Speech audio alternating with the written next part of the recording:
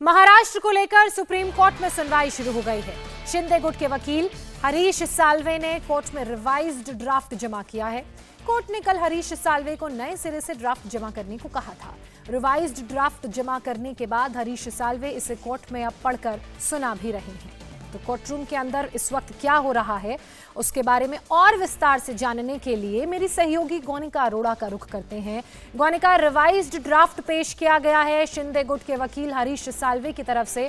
क्या आपके पास जानकारी है कि उसमें किन किन चीजों का मेंशन है?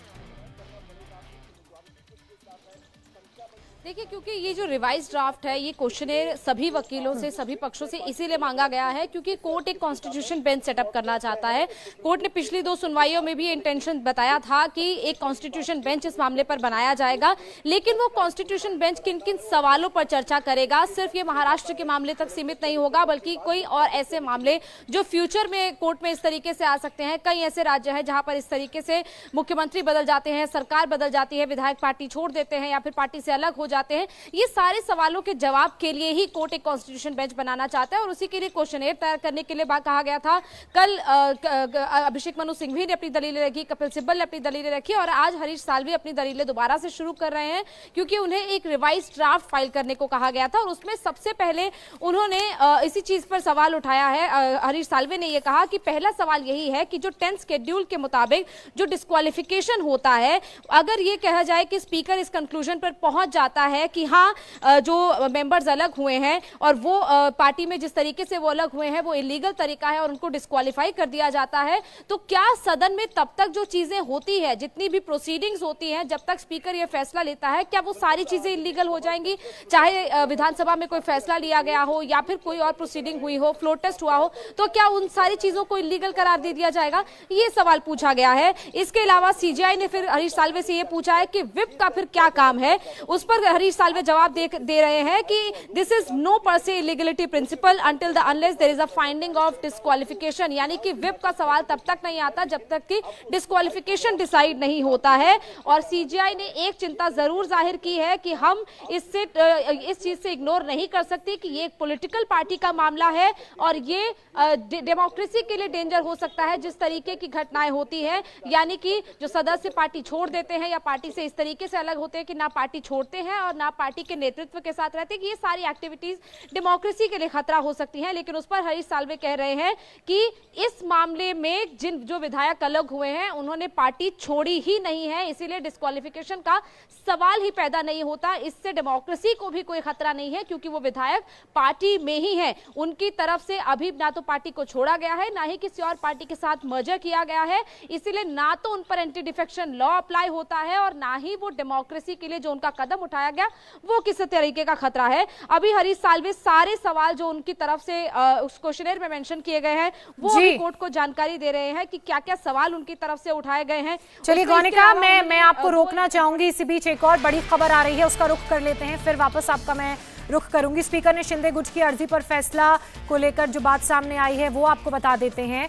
स्पीकर ने शिंदे गुट की अर्जी पर फैसला देने में देर की है, ऐसा साल्वे का कहना है। जब तक अयोग्यता पर फैसला नहीं, व्हिप का कोई मतलब नहीं। इसी बात को लेकर सवाल भी उठाए गए थे और अब गोनिका, मैं आपसे विस्तार से समझना चाहूंगी, ये वही बात हो गई कि जब तक अयोग्यता पर फैसला नहीं होगा तब तक व्हिप को लेकर कुछ डिसाइड नहीं किया जा सकता है।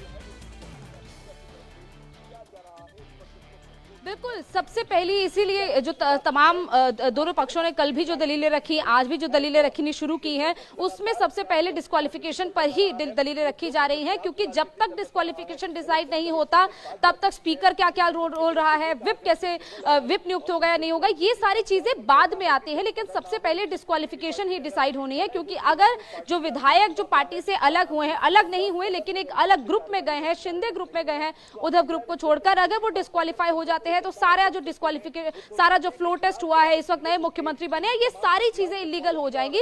इसीलिए दोनों पक्ष अभी फिलहाल इसी पर चर्चा कर रहे हैं और क्योंकि कॉन्स्टिट्यूशन बेंच जल्द ही बनाया जा सकता है इस मामले में, इसीलिए सबसे पहले डिस्क्वालिफिकेशन का जो मामला है उस पर ही चर्चा की जा रही है।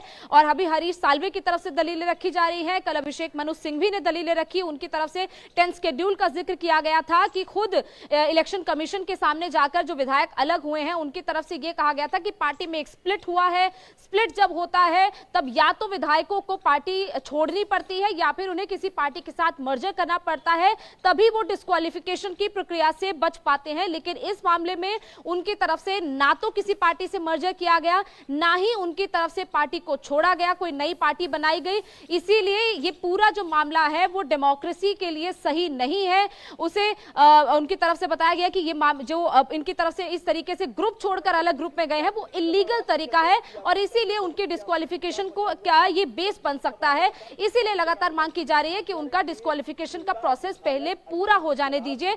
लेकिन स्पीकर की भूमिका पर जब सवाल उठाया गया सीजेआई की तरफ से कि स्पीकर अगर फैसला लेता भी है तो आप उसको बाद में चैलेंज कर सकते हैं, जिस पर हरीश साल्वे ने कहा था कि सारा जो मामला है वो स्पीकर की भूमिका पर ही है। स्पीकर की भूमिका पहले ही सवालों के घेरे में है। अगर स्पीकर पर सब छोड़ दिया जाता है तो फिर इस मामले का कोई मतलब नहीं रह जाता। इसीलिए यह मामला स्पीकर तक नहीं जा सकता है। इस मामले पर पहले ही स्पीकर की भूमिका पर पहले फैसला होनी चाहिए, उसके बाद डिस्क्वालिफिकेशन पर किसी तरीके का फैसला होना चाहिए। तो अभी दलीलें लगातार कोर्ट में रखी जा रही हैं। हरीश साल्वे की तरफ से अभी लगातार अपना पक्ष रखा जा रहा है। कुछ देर में सॉलिसिटर जनरल तुषार मेहता की तरफ से पक्ष रखा जाएगा, गवर्नर का कल भी रखा गया था और आज भी अभिषेक मनु सिंघवी की तरफ से भी हो सकता है दलीलें रखी जाएं। और अगर सबकी दलीलें पूरी हो जाती हैं तो कोर्ट की तरफ से एक कॉन्क्रीट फैसला भी आ सकता है कि आखिर इस मामले को कितने जजेस की बेंच आगे सुनेगी, किस तरीके से कॉन्स्टिट्यूशन बेंच बनाई जाएगी या नहीं बनाई जाएगी, ये सारा फैसला जो है वो आगे हो सकता है। हालांकि देखना होगा कि सुनवाई कितनी लंबी चलती है। हरीश साल्वे की तरफ से